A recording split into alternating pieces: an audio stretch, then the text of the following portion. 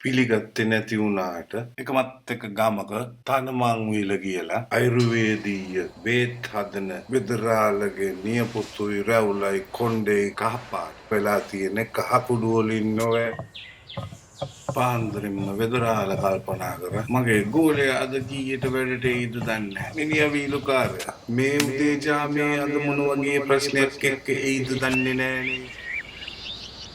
රවි ජීවත් වෙන්නේ පොඩි පැල්පතකනේ මේකෙන් තමයි මම සෝම බීම එක හදන්නේ. මට ඕනේ කොකාකෝලා වගේ අලුත්ම බීම එකක් හදන්න. නමුත් ඒක හරියන්නේ නැහැ මගේ ගුරුන් වහන්සේත් එක්ක.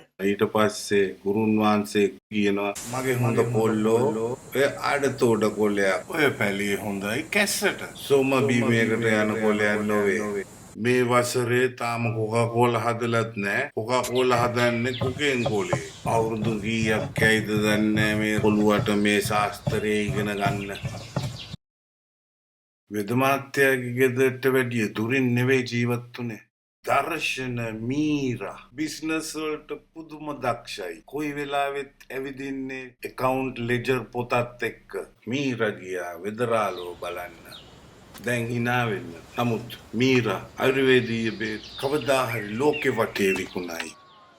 මීරා වෙදරාලට මෙහෙම කිව්වා. විකාර යම් දවසක අපිට කිරි කාකුඩුයි බීම එකක් වාජනයක දාලා විකුණන්න පුළුවන්. උන්ගේ මනස හොඳ නැද්ද කියලා මම මේ කල්පනා කරන්නේ. අමරණීය බෝතල් වල කිරි කාකුඩුයි දාලා විකුණන්න පුළුවන් ඇයි? උතුරු කඳුකරේ තවත් වෙදරාලගේ ගුරුන් වහන්සේ බීජ ටිකක් එව්වා. මම කහ පැහැති හිසකෙස් සුව කරන්න ආසෙව්වා. කෑදරකමෙන් කරදර නොවි උදව් කළ හැකි තැනක සිටවන්න. රවිට හුස්ම හිර වෙලා. මේ ඇත්තටම බීජයක්. මේකෙන් එළියක් පත්තු වෙන. හුස්ම ගන්නවා වගේ. මීරා ඇව්වා. ඔබ ආශ්චර්යයන් විශ්වාස කරනවාද? වෙදරාල මෙහෙම කිව්වා. මම පසයි පොළොවයි විශ්වාස කරනවා. අපි මේ සිටවමු. වසරේ සුපිරි සඳේ සමයේදී ඒ සිටවිය යුතුයි. මේ මන්ත්‍ර බන්ධන ගස සිටුවීමේ රහස දන්නේ වෙදරාල පමණයි.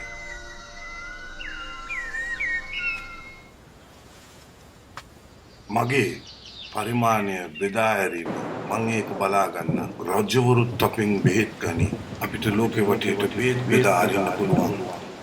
මාත් එක්ක වැඩ නොකරොත් මම උද්‍යාන ඔක්කොම විනාශ කරනවා.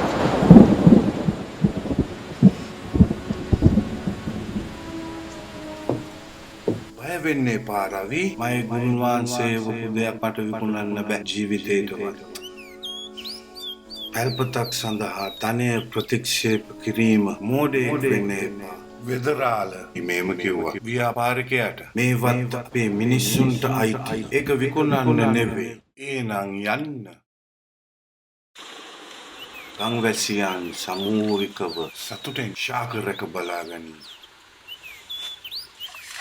මීරා සැබෑ නායකත්වය ඉගෙන ගන්න. පැහැදිලි හඬකින් සහ හැඟීම් වලින් කිව්වා මේක අපේ තැන.